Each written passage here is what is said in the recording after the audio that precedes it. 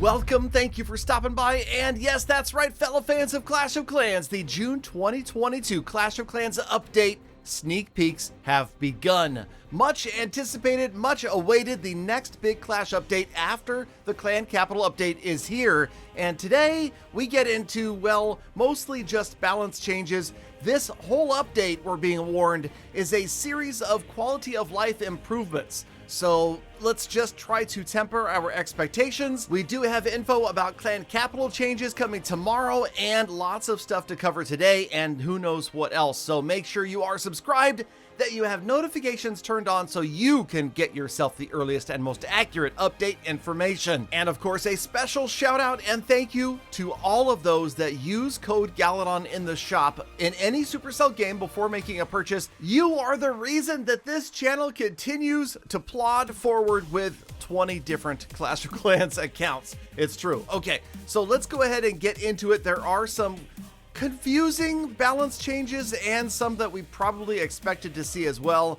I'm excited about some. Okay, actually, no. To be honest, there aren't really any of these balance changes that excite me, but let's go ahead and get into them and talk about what is going on. First things first, we were just talking about the wall grind. Well, now you will be grinding for ever so slightly weaker walls. It's true. Levels 9, 10, 11, 12, 13, 14, all seeing a reduction in hit points on walls. And yes, so those walls cost the same, but don't quite hold up as well as they used to. And then sneaky wall breakers are going to have their death damage reduced to match the adjusted wall hit points at the commensurate levels. Let's move on and talk about an archer tower nerf. It's true, archer towers apparently were doing a little bit too much damage. And when I say a little bit, I mean a tiny bit. I can't even say this with a straight face. A 2 DPS reduction at level 17 for archer towers. Oh my goodness, what could happen next? Well, it's an X-Bow nerf. That is right. The X-Bows are seeing a nerf at levels 6 and 7. A 5 DPS reduction for each of those levels as well. Hey, you know, here's the thing. There are engineers at Supercell for Clash of Clans that know that this is going to make a difference somehow, that this is going to balance out the game. Just realize that they are head and shoulders above us in the calculations and the replays and all of that other good stuff. And then we can understand why they're nerfing Inferno Towers. Only at level 6 though.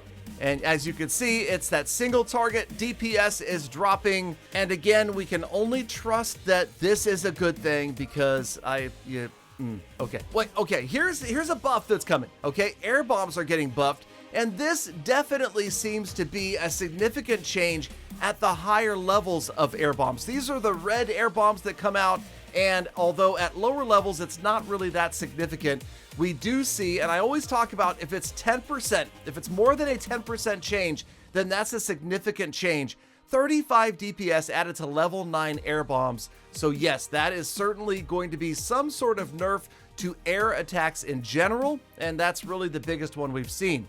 Next up, mortars. Yes, mortars, now that's definitely not an air attack thing, but they are going to see a buff.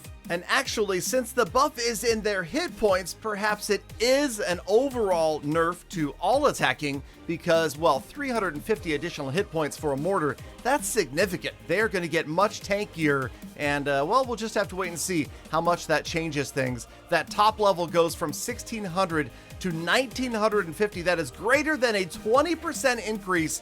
That is a huge rework of mortars, and that is it for defensive. How about troops? The P.E.K.K.A. Yes, let's go. One of my favorite troops getting a buff at levels 2 through 7. Not really that huge. You can see that it's only going to be about 200 hit points, which is less than a 5% increase in hit points. But hey, every little bit helps. Now, I am a bit traumatized about the next nerf that I'm going to tell you about, and you probably know what it's going to be. Also, I fully accept responsibility for the upcoming Sneaky Goblin nerf. Perhaps I talked these babies up a little bit too much, and it's a pretty big nerf.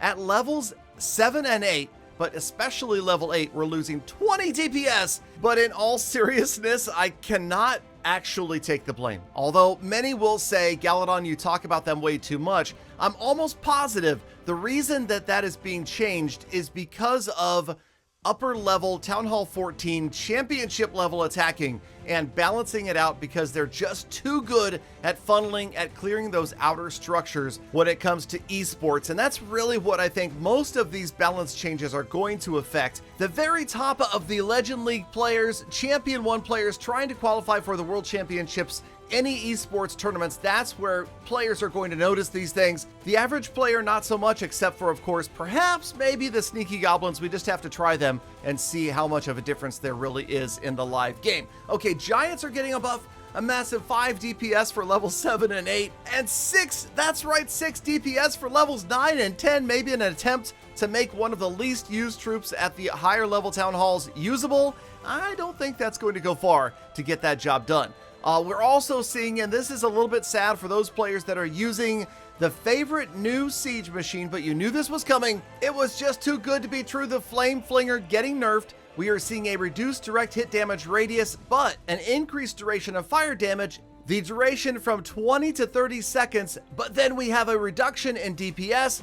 The reduction of DPS at level 4 is 1/3, while the increase was 50%. So you mathematicians go ahead and figure out how that really is going to change the Flame Flinger. The rest of us will talk about the Bowler buff.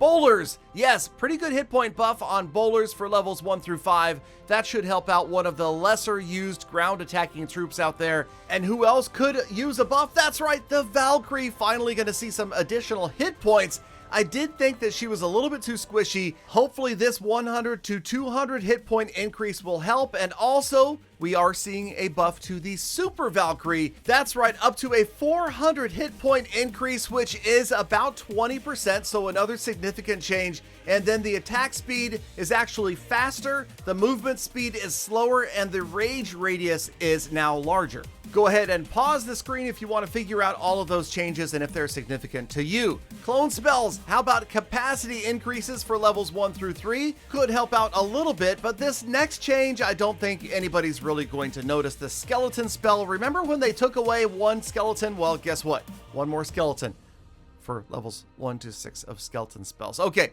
here comes the dramatic news about national flags, and yes, this probably is due to the global geopolitical climate that we are seeing right now. So much conflict out there. And I completely agree that Clash of Clans should be free of politics and all of that conflict. So fine, let's take it all out. Also, tomorrow, clan capital changes, but they also announced today that the hard cap of 5,000 capital raid medals is going to be enforced at the next update. So make sure you use them. They're going to be a terrible conversion into gems, 100 medals for 1 gem. Thank you, Galifan, for sticking around all the way to the end, but make sure you have notifications turned on and are subscribed. Tomorrow, the sneak peeks continue. Now, get out there, make the best of the rest of your day, week, month, and year. Be kind to other people, animals, and the planet, and I hope to see you all back here again tomorrow for more sneak peeks.